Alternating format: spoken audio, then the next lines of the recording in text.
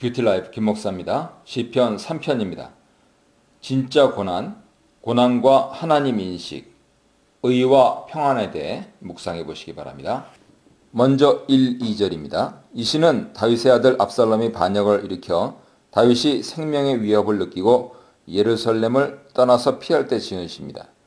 그를 치려고 일어나는 대적이 무수히 많다고 다윗은 탄식하고 있지요. 많다는 단어는 1, 2절에서 3번 나옵니다. 셀 수 없는 많은 대적들이 앞뒤에서 다윗을 치려 합니다.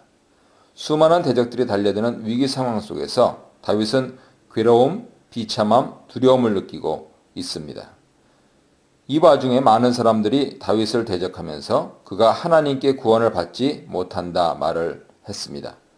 이 말은 수많은 대적의 칼의 위협보다도 다윗에게 더 충격적인 위협으로 들렸습니다. 하나님께 구원받지 못한다 하는 것은 하나님이 그를 외면하시고 하나님과의 관계가 끊어진 것을 의미하기 때문입니다. 이 말은 다윗에게 가장 두려운 내용이었습니다. 칼의 위협이나 사람들 비방보다 더 무서운 사실은 하나님께 버림받았고 하나님과 관계가 끊어졌다는 말이기 때문이지요. 따라서 사람들이 다윗을 대적하면서 했던 말, 그가 하나님께 구원을 받지 못한다 하는 이 말은 위험 상황 속에서 오히려 다윗으로 하여금 자신과 하나님 관계를 직시하게 했습니다. 하나님을 직시했을 때 다윗은 중심 깊은 곳에서 믿음을 고백하고 이어 3, 4절에서 찬양으로 이 대적들의 말은 문제를 제기하지만 동시에 시인으로 하여금 문제를 해결하는 실마리를 주고 있습니다. 3, 4절입니다. 자신의 생명을 찾아 죽이려는 대적의 칼, 소망이 없다고 하는 원수의 비방도 더 이상 문제가 아닙니다. 가장 우선되는 문제는 하나님께 나는 어떤 존재이고 나에게 하나님은 어떤 분이신가 하는 그 물음이었죠. 인생을 살아오면서 다윗은 하나님에 대해서 돌아봅니다. 그가 경험한, 그가 알고 있는 하나님은 어떤 분이신가. 다윗은 곧바로 여호와여 주님은 나의 방패, 나의 영광, 나의 머리를 드시는 분이라고 고백합니다. 여호와가 나의 방패라고 하는 고백은 위험 상황을 벗어날 길이 오직 여호와에 있다고 믿는 것을 말해줍니다. 자기 힘으로 위험을 해결하려 하지 않고 하나님을 전적으로 의지하고 자신의 생명을 하나님께 맡긴다는 표현이지요. 다윗이 시편 2편 12절에서 여호와께 피하는 자가 바로 자신임을 드러내주고 있죠. 다윗은 하나님도 버린 자라고 하는 대적들의 비난과 멸시를 당하면서 그의 명예가 땅에 떨어졌으나 그는 오직 여호와께서 그의 영광의 근원인 것을 고백합니다. 자기 스스로 영광을 취하는 것이 아니라 영광은 하나님 주시는 것임을 알고 있습니다. 여호와께서 나의 머리를 드시는 자 하는 그 고백 역시 여호와만이 원수의 비방과 공격에서 구해주시고 승리하게 하시고 사람들 앞에서 그의 명예와 위엄을 회복시키시는 분임을 강조하고 있는 것입니다.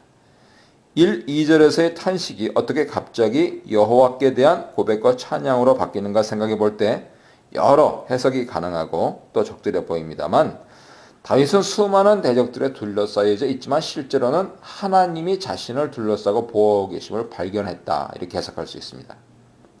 자신을 왕으로 세우신 분은 하나님이시니까 모든 원수의 공격과 비방에서 하나님이 그를 구원하시고 승리하게 하셔서 하나님이 그의 편이시고 그가 하나님 편에 있음을 드러내실 것을 확신한 그러한 내용이라는 것이죠. 그래서 자신의 목소리로 즉 마음 중심에서 하나님께 기도했을 때 응답을 경험합니다. 하나님 보좌가 있는 거룩한 시온은 하나님의 임재와 통치를 상징하는 것이고 하나님이 그의 성산에서 응답하신다는 것은 구원이 확실하게 이루어질 수 있다 하는 것을 강조하는 것이죠. 그래서 시편 14편 7절과 20편 2절은 이스라엘의 구원이 시온에서 나온다고 노래하고 있습니다. 5절 6절입니다. 하나님이 자신에게 어떤 분인지 하나님께 자신이 어떤 존재인지 확인하고 하나님께서 기도에 응답하심을 확인한 결과 다윗은 확신에 차서 그 확신 가운데 거합니다. 어려운 상황 가운데 어려움을 들여다보고 있을 때는 해결이 안 되지만 눈을 들어 하나님을 바라볼 때 어려움이 해결되기 시작합니다. 천만인이 둘러진치고 자신을 죽이려고 하는 상황이지만 다윗은 두려움 없이 마치 아무 일도 없는 것처럼 그 속에서 평안하게 잠을 자고 깨어난다고 고백합니다. 온갖 살상무기로 무장한 군대가 자신을 죽이려고 진친다 해도 두렵지 않고 전쟁이 일어나 자신을 치료한다 해도 태어날 것이다 하는 그러한 시인의 고백과 일맥상통하지요. 시편 27편 3절 보세요. 주님이 내 편이시고 내가 주님 편이라는 확신을 가진 자는 누구나 이 같은 고백을 할 수 있습니다.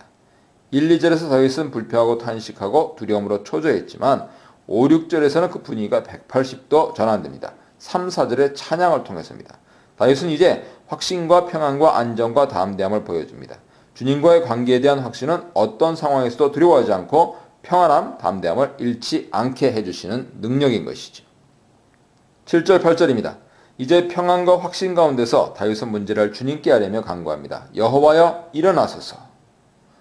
일어나다, 쿰인데요. 1절에서 다윗이 대적이 자신을 향하여서 일어나 치리할 때 그때 썼던 말입니다. 나의 하나님이여 나를 구원하소서. 이 구원이라는 단어는 2절에서 대적들이 다윗이 하나님께 구원받지 못할 것이라고 말할 때 쓰였습니다. 즉 대적과의 관계에서 쓰인 두 낱말이죠. 다윗은 대적이 일어난 것에 대해 하나님께서 일어나시기를 간구하며 대적들이 구원받지 못한다고 했을 때 하나님께서 자신을 구원해달라고 기도하고 있는 것입니다. 대단히 역설이죠.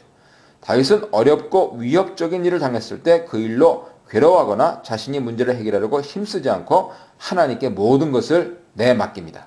그가 바로 시편 2편 12절에서 말하는 여호와께 피하는 복 있는 사람의 삶을 실제로 살고 있는 것입니다. 다윗은 하나님께서 자신을 구원하신과 동시에 그를 대적한 악한 자들에게 합당한 심판을 내리실 것을 확신합니다. 악인에 대한 심판은 곧 의인의 구원으로 이어지지요. 심판과 구원은 이처럼 동전의 양면과 같습니다. 악인의 심판에 있어서 원수의 뺨을 치며 악인의 이를 꺾는다 하는 것은 2절에서 원수들이 그가 하나님께 구원을 받지 못한다 하는 말로 다윗을 비방하고 대적했던 것과 관련이 있어 보입니다. 마지막 절에서 다윗은 구원이 오직 하나님께로부터 온다 하는 것을 다시 확언합니다. 구원의 주제가 이 시의 핵심 축이죠.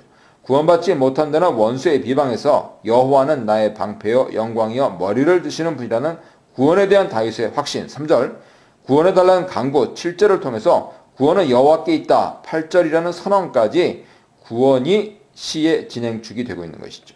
구원이 하나님에게서 온다 고백하는 주의 백성들에게 복을 주시기를 간구합니다. 다윗 한 개인 경험을 통해서 주의 백성 전체가 구원이 하나님께 속했다 선언함으로써 주의 복이 온 공동체로 확산되고 있는 것입니다. 구원과 복은 오직 여호와께서만 주시고 여호와께로부터 온다 하는 것이 이 시의 핵심 메시지가 되겠습니다. 어떠십니까?